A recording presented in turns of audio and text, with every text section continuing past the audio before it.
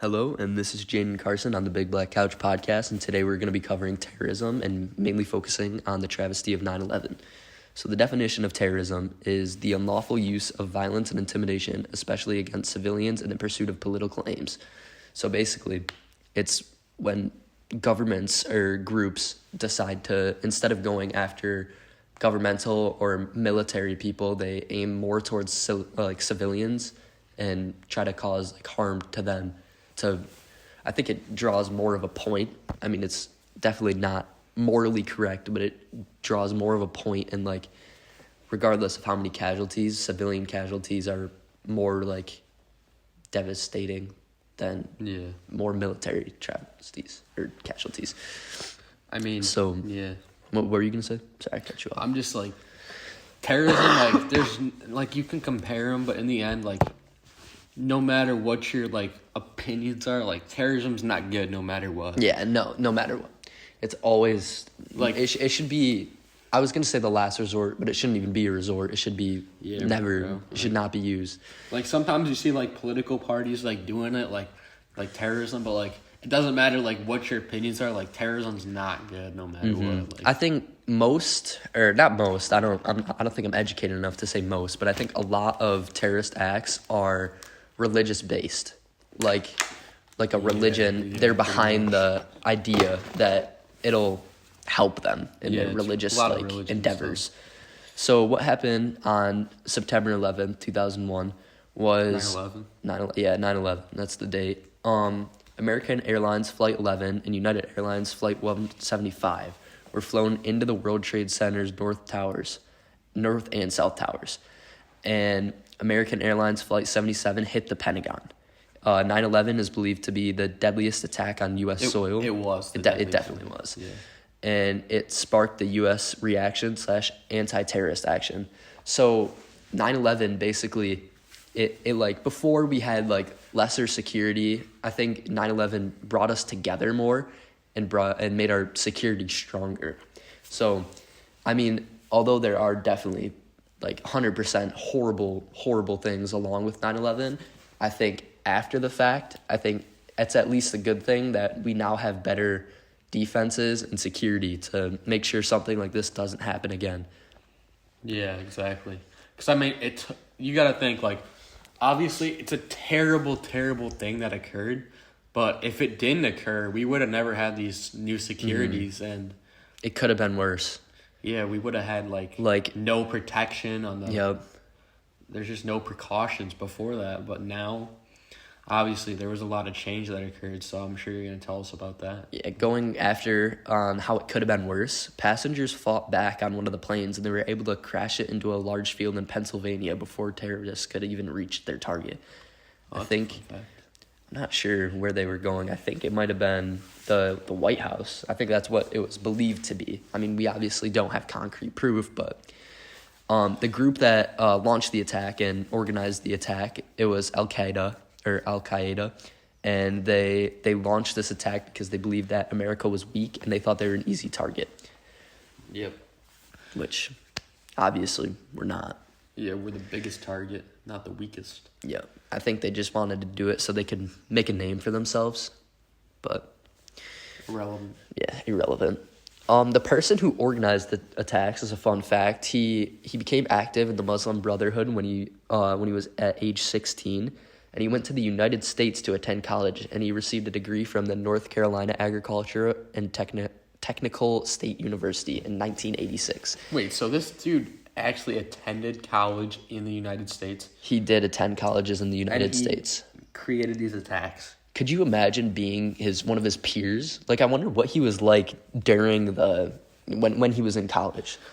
Cause think about it, if you never know these guys, yeah, they're just normal, If you're to hate America so much, then getting a degree and spending so much time around them, I wonder if there was any signs. I wonder if he ever did anything in the USA beforehand that could maybe show that he was gonna be violent in the future. Some signs you're talking. Yeah, if he did anything other violent. But yeah, not to get off track here, but obviously the recent tragedies of school shootings. and stuff like that. Like, Yeah. you can never tell, like, what the kids, like, obviously they have, like, mental problems, a lot of them, but, like... Yeah. Speaking on mental problems, up to 20% of adults directly exposed to the disaster or injured in the attack have PTSD symptoms. Post-traumatic... stress disorder. Yeah. It's when you see a traumatic event and a lot of things can remind you and bring you back to that trauma, and it's devastating. It's just terrible, yeah. Firefighters and medical service EMS workers, they experienced sharp declines in lung function within a year of the attack. And They're heroes, though. Yeah, they are definitely heroes, but they sadly, even though they weren't like directly targeted, they had to suffer probably didn't even smoke medical and issues. they still got these issues. Most right? likely not. And then 10 years after 9/11, these changes were largely the same, even with those who never smoked. So a lot of people, even those who didn't smoke, like you were just saying, they suffered from the attack. Whoa. With lung issues and respiratory problems. 6 to 7 years after 9/11, 4 times as many firefighters and twice as many EMS workers had below normal lung functioning in their ages, like lung function for their ages. And as before the attacks, lung function declines were greater for current smokers than non-smokers. So people who smoked at the time of the attack definitely like suffered more. Yeah, fact. Which, I mean, it makes sense because smoking is not great for your health at all. Smoking kills. Yeah, definitely. We don't promote smoking on the Big Black Couch podcast. Yeah, definitely not. Respiratory illness and mental health conditions often occur together in people exposed to the disaster. So people who had to see this and witness it, especially people who were there, they have a lot of mental illness from the trauma they experienced. And they also, I mean, like we were saying, they have a lot of like physical illnesses. The children who were caught in the dust cloud on 9/11, they have an increased risk of developing asthma. Mm-hmm. Oh, I bet, because if you think about it, like the smoke and like the lungs, then they can't breathe, dude. Their lungs are damaged. All of that issues. They probably need like an inhaler, like for their whole life. Mm-hmm. Didn't you have asthma once? I did. I have allergy-induced asthma. Did you beat that though? I beat it. I don't need it anymore. Yeah, but sometimes I could. I have my inhaler in my soccer bag. You ever get an asthma attack before? I have. I was at a sunflower field and I couldn't breathe. But I digress. We're back on the topic. Babies born to mothers with exposure to 9/11 and with PTSD have higher risk of low birth weight and to be born preterm.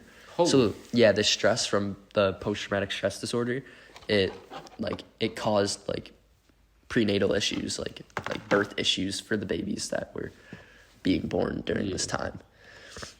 So one of the main reasons that 9/11 happened or was able to happen was a failure of America's airline intelligence apparatuses to identify the attackers and a failure of airport security systems to stop them. Like, all of this could have been prevented had we had better security and everything. Exactly. So before 9/11, people didn't have to have a ticket to wander around the airport or wait in the gate, and no one checked the passenger's ID before boarding the plane.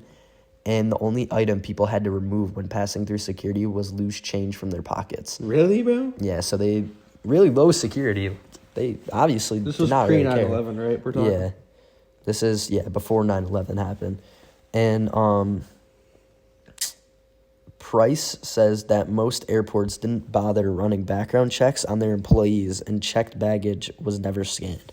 Dude, so what? The employees that were working in the airports, they could have been just criminals, Dude, what? The guy who plotted it was not from the USA, but he had experience in the USA. Like he was a citizen. I don't know if for sure if he was a citizen, but he was here. He went to studying. college in the USA. Yeah, he went to college in the USA, and because of that, he has like USA education. So it's possible for him to get a job at this airport or at any airport.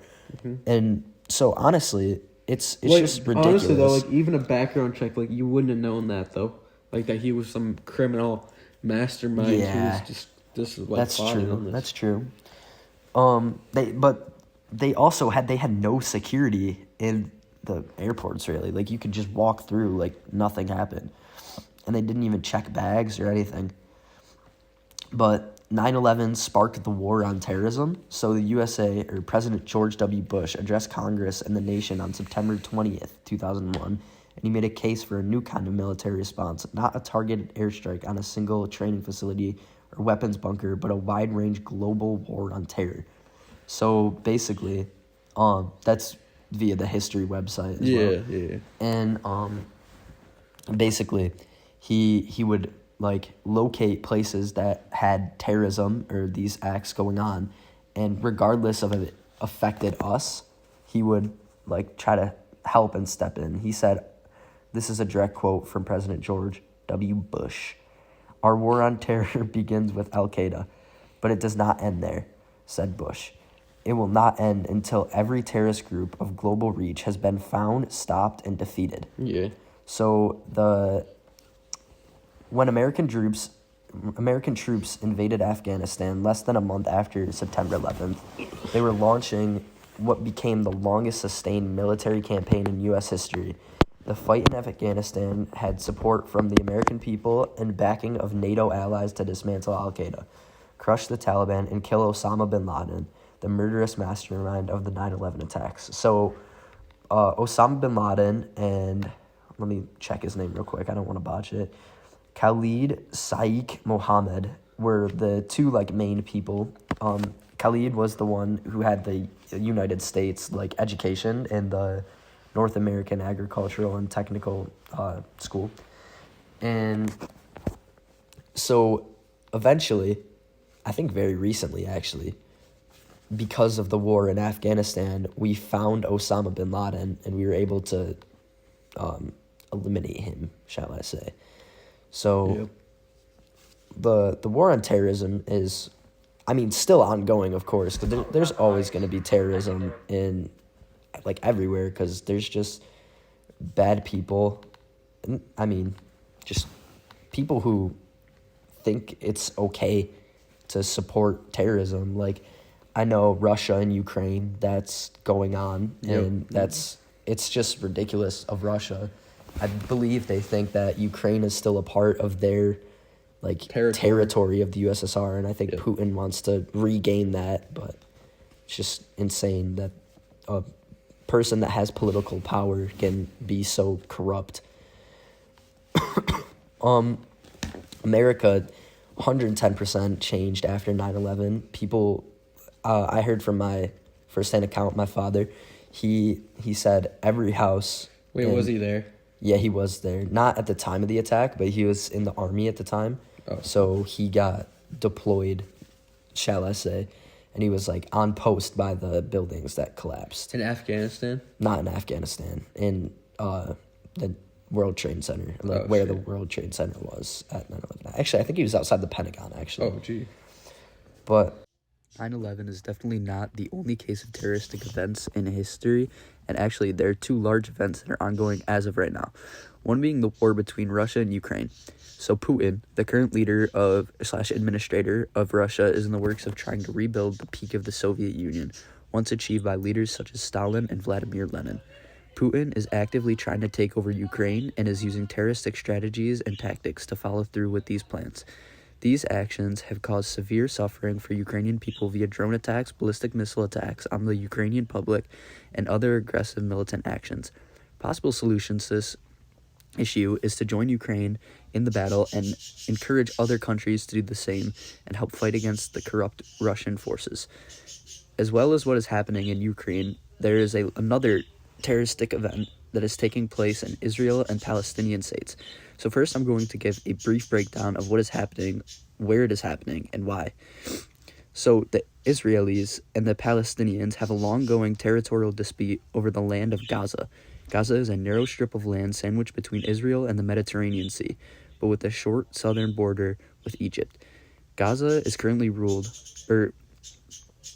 Gaza is ruled by Hamas, an Islamist group which is committed to the destruction of Israel and is designed as a terroristic group by the United Kingdom and many other countries. Hamas won the Palestinians' last election in 2006 and seized control of Gaza the following year by ousting the rival Fatah movement of the West Bank-based President Mahmoud Abbas.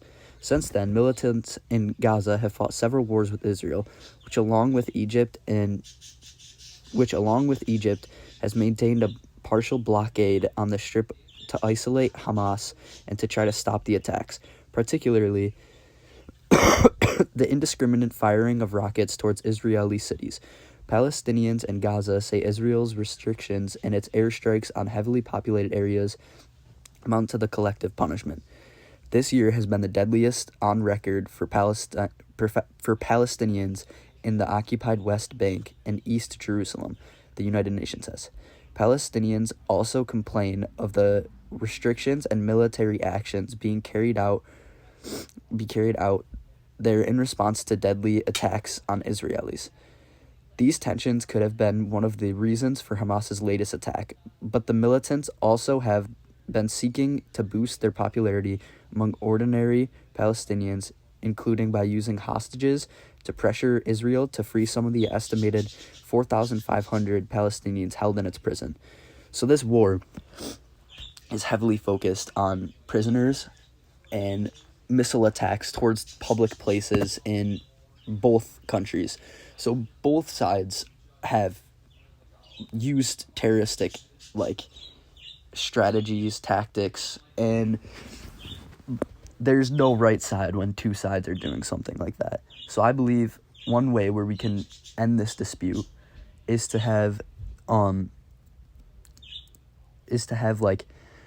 group of countries or strong government forces to come together and attempt to stop the war between them and become like a neutralizer almost, or come to a agreement or like consolement of who should own the land, why they should own the land, and set boundaries and barriers and overall separate the two states. I'm here with my dad, Rich Cain, and I'm going to be asking him a couple questions about his experience of the 9/11 attack and what he was directed to do as a former member of the New York Army National Guard. So, Dad, can you describe for me what happened September 11, 2001, and what actions you were called to take out as a response to the travesty of 9/11? So, on the day of the 9/11 attacks, we weren't at that point called to do anything. It was just a normal day. It was at work in college. And after the attacks, anytime they raised the threat level throughout the country or the state, the country really, then we were activated at that point for security inside New York City. Me specifically, both times I went, was assigned to the Lincoln Tunnel. Lincoln Tunnel is a tunnel that connects New York City to New Jersey, so there's a lot of traffic in and out, and it was considered a high threat point. So there was the actual entrance and to the tunnel, and then there's ventilation towers as well as part of the tunnel system that we were assigned to. And we would just rotate between the two throughout our shifts. So the threat level you're talking about, how was that, like what were factors that made it raise and lower? Is what I know of it, it was determined by different levels of law enforcement in the country, way upper level stuff.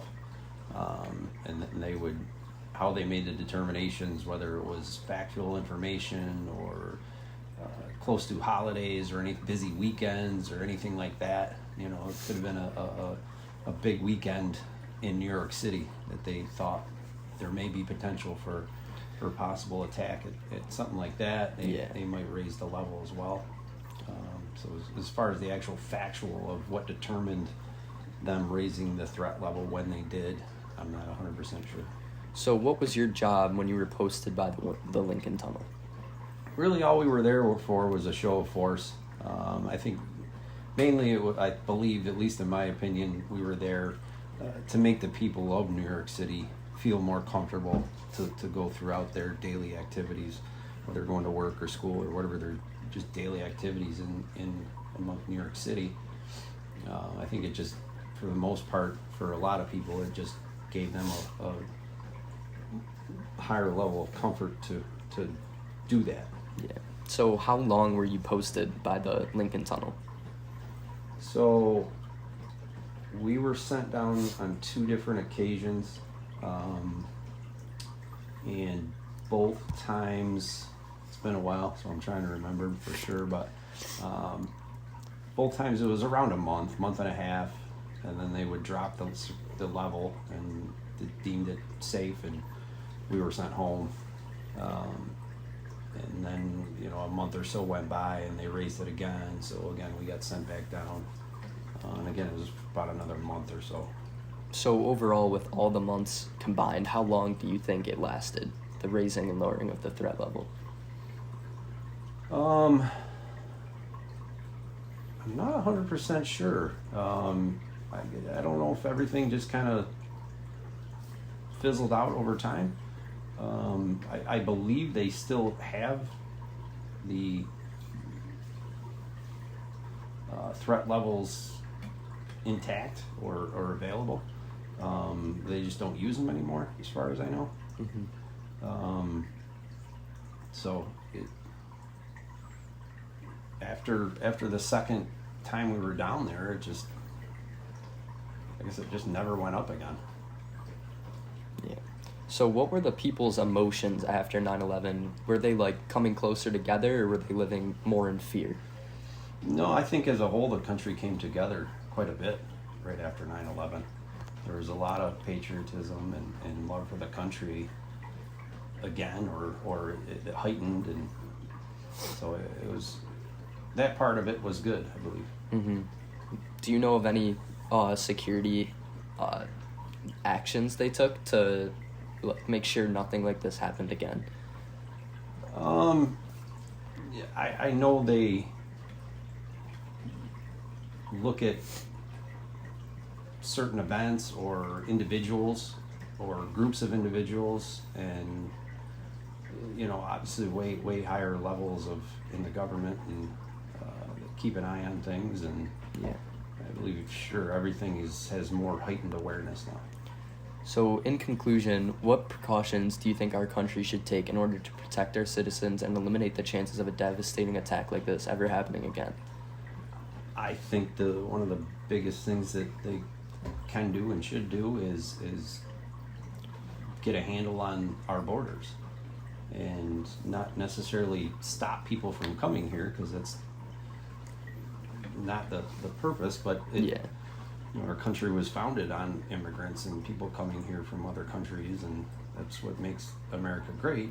But at the same time, we need to know who is coming in here. There needs to be some sort of check and balance in it, and determine if it's a good person that we're letting in, or if it's somebody that potentially wants to come here to do bad things. So just some better security would be good. Is there any other ways you can think of right now? Other than that, I think we do a good job. We have the best military in the world, and there's a lot of good people in charge and smart people in charge, and I think that coupled with just keeping an eye on things will do a good job. Well, thank you for talking with me today about 9/11 and giving me your experience. You're welcome. So, looking towards the future, possible ways terrorism could be combated is to increase the U.S. internal defense, such as airport security, border security, and screenings of people wishing to enter our country. This would take a heavy toll on our country's economic standpoint, but I believe it is a necessary development with our country's longevity in mind. Another way is the organization of anti-terrorist groups and the combination of large governments that would actively combat terrorism. The last way I believe we could stop the spread of terrorism is to educate the common public on possible signs of terroristic acts in the making and spread awareness of these acts. Thank you for watching my podcast.